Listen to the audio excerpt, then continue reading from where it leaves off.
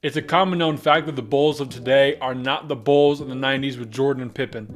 And ever since the Bulls got rid of D Rose and Jimmy Butler and moved on from that era, they've been kind of mid. Now, this is the Contenders or Pretenders series where I'm going to talk about if the Bulls are contenders or pretenders. And so, like I said, ever since they moved on from D Rose and Jimmy Butler, you can see the record. I mean, we'll talk about it right here. They're in the play-in this past year, right? 39 and 43. Go to 2022-23.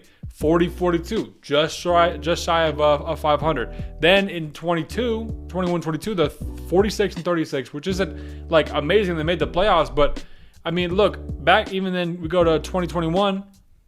They're 31 and 41, and they're like out, right? So it's like we keep going back. They haven't been that good for a while, and it's sad because they tried to buy in with DeMar, with Zach LaVine, with guys like Alex Caruso. Nikola Vucevic is a guy who they really bought into, and it just didn't work out. So it just sucks to see that it didn't work out how they wanted it to go. And right now they're kind of in a state of limbo of like, what do we want to do? Do we want to like just sell the farm and get a bunch of draft picks and then build towards the future? Or do we kind of want to keep some guys? They got rid of DeMar, but they still have Zach LaVine and Nikola Vucevic. So it's hard because not a lot of people want them. So it's like, what do you want them to do at this point?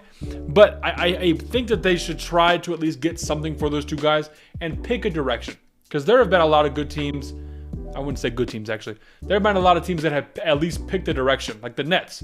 Got rid of Mikal Bridges. Got a whole ton of stuff back. They found a good buyer. Good for them. Not a lot of buyers for Zach LaVine and Vucevic, like I was saying. The Nets found someone who was going to buy. Got a ton of draft picks. And now they've got like... how many? They've got 16 first-round draft picks till 20 or 31. I think I did a video on it a week ago, so go check that out. But yeah, they picked the direction and they know where they're going. The Pistons, they suck, but they're not out here getting Zach LaVine and DeMar DeRozan and Nikola. Like, you know, they're just, hey, we're gonna suck right now and it's okay to move on, right? Then there are some teams who are just fortunate through tanking, like the Spurs. You tank, you get Victor Wembanyama, then you get a guy like Chris Paul to come in, and I think that they're legitimately gonna make the playoffs.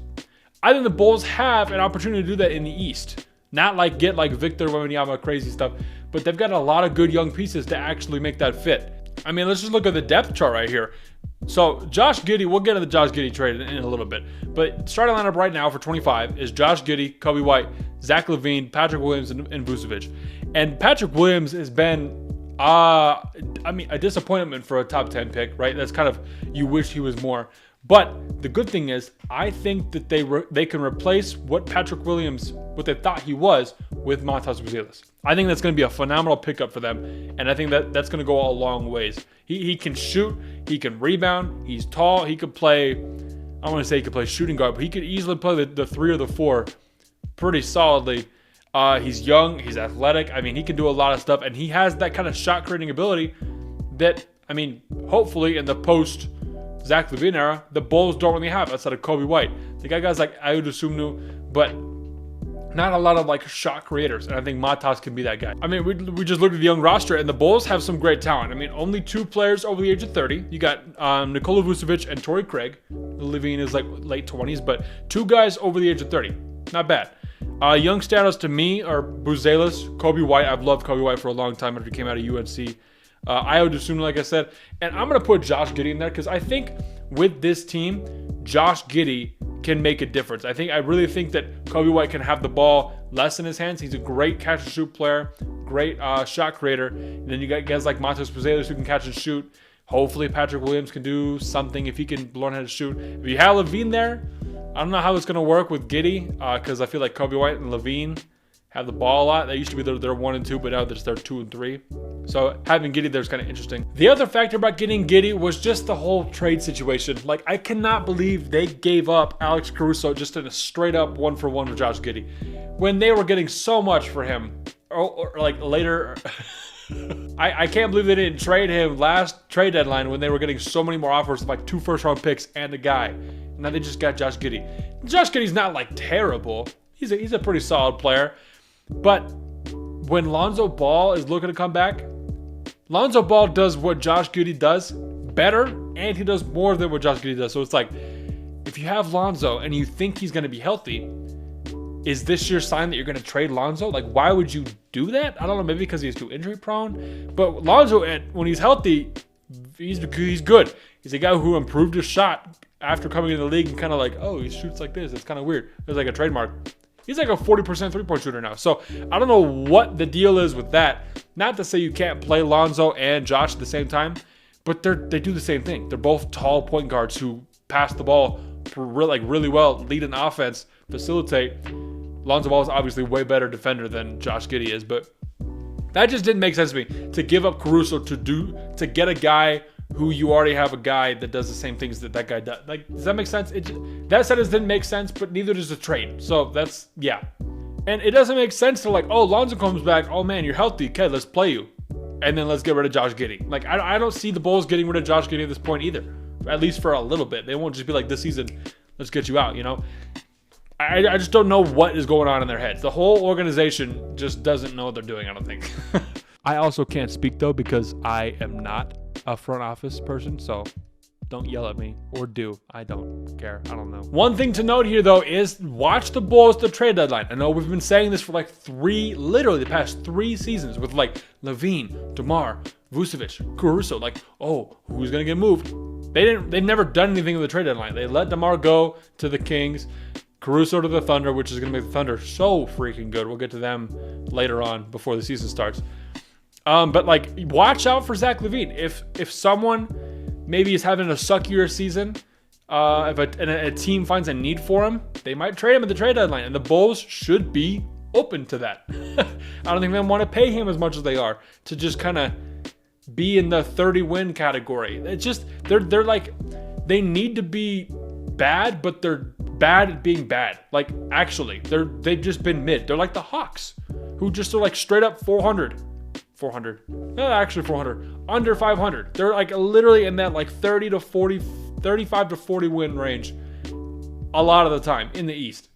And they just need to like suck and tank and get a good pick. But at the same time, tanking doesn't really work because the Pistons have tanked the past decade, it feels like, and they've got like the third in a row straight. No, the 5th pick 3 times in a row or something like that. I can't remember. But obviously for this video, my verdict of the Bulls is they're pretenders 100% straight up. Like, there's nothing else to say about them. They're not contending for anything. Now, can they contend if they get rid of Zach LaVine and Vucevic and get some younger guys in, get some picks in, and kind of flourish it out? Maybe. The question of Lonzo Ball coming back still is a thing. Then you got a question like, okay, how does Lonzo and Josh Giddey work when they come back? Are they going to be good? How's Montrezl Harrell going to do? How's Patrick Williams going to do? Is Kobe White going to average like 25 and be like one of the league's best scorers? So many question marks. I really don't even care about trying to answer those at this moment. Like, I just want to like move on, get to the next team. But the Bulls are interesting. Watch them in trade deadline. Maybe watch for them in the play-in. I mean, I guess they're probably going to be in the play-in. Let's keep it a buck because they're not going to be in the lottery. So I thought that they made a good pick with Matas Buzelis. Getting the Chicago kid, play for Chicago. I think he's going to be excited about that. I like the guy. He's a funny guy. He plays basketball. I mean, he's good. This is episode like 5 or 6. I'm going alphabetical with the Contenders or Pretenders series. There's the whole playlist linked on the channel. Go to like the playlist and find it there. And I'm doing every single team before the NBA season starts. So I'm trying to do 3 a week. Last week was a little crazy because school started and I kind of like underestimated how much I was doing. And I just got a brand new PC. You can kind of tell that the camera angle might have shifted a little bit. I have like the desk like over here now and like a whole different thing. So anyways, a lot of stuff's going on, but I'm trying to post 3 videos a week. Every team will be covered. That is my goal. Before the season starts, you will have a video of your favorite team on this channel. That's my whole goal. I think that'll be kind of fun. I'm enjoying doing this. I have a lot of them written out already. And today, actually, I'm just going to go change the shirt to match the whole color scheme, if you can't tell. And then, like, record, I think, like 5 or 6 of them. So, yeah, keep it going.